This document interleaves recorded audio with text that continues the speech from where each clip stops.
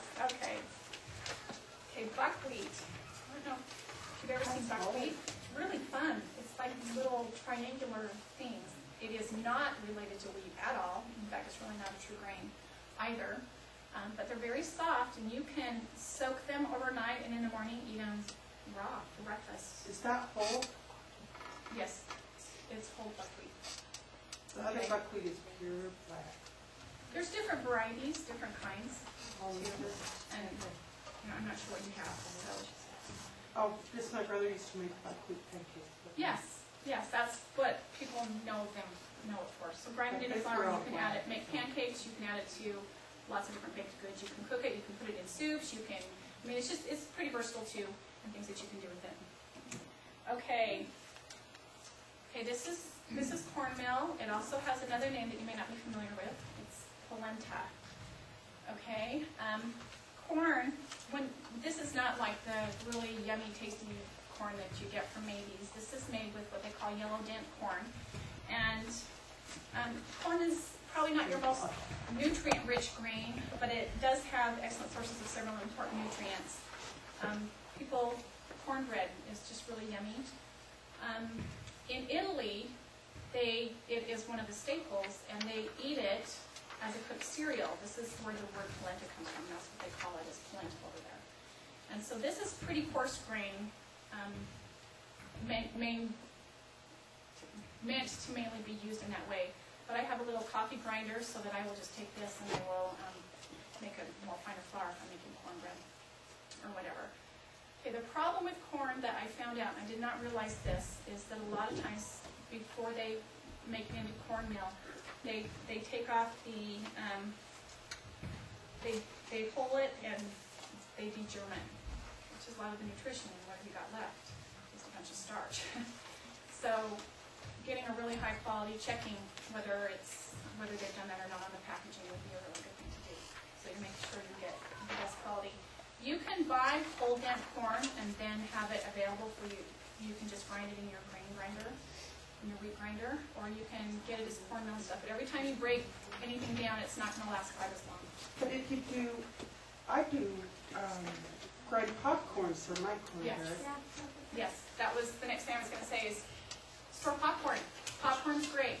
It's a great treat, and you can grind it down and make cornbread or cereal or whatever. And one of the things we're going to make is we're going to make an Italian polenta tonight. You need to try.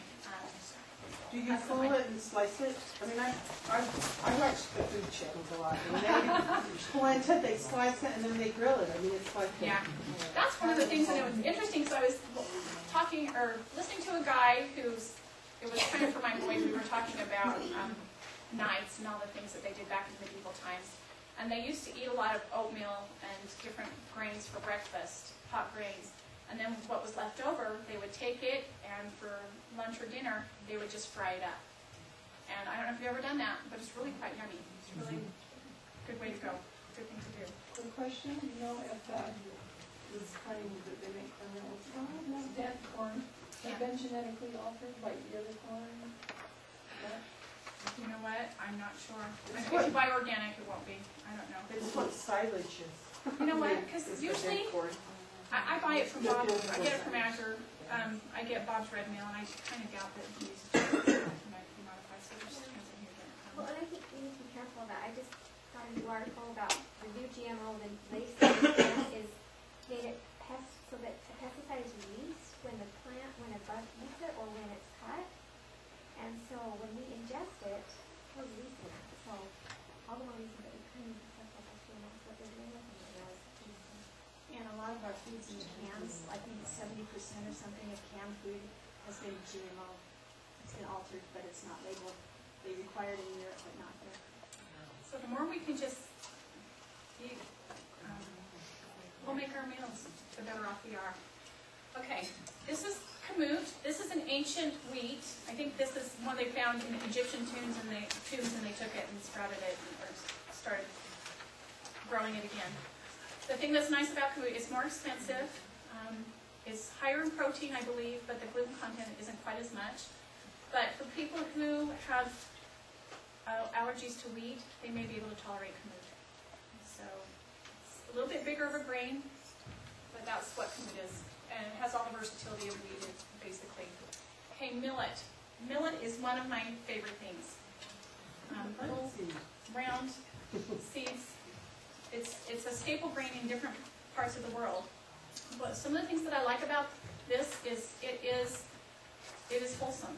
It's not been messed with at all. So it's a whole grain, full of nutrition. It's the only grain that maintains its alkalinity when it's cooked. So it makes it so it's more easily digested and better for your body in that way. It cooks up really fast, and it's fluffy. It doesn't quite have the same exact texture as rice, but it's a whole grain, and so this would make an excellent substitute for rice in many, many ways. Is it like couscous, kind of? Not really. We're making some up. We're going to let you try some tonight. So. It was a cereal too, if you put like fruit in it and a little bit of honey or something, it's really good. Yeah. Most all these grains, in fact, all of them you can use as a breakfast cereal. They can be used in meals for dinners and different things as well. So.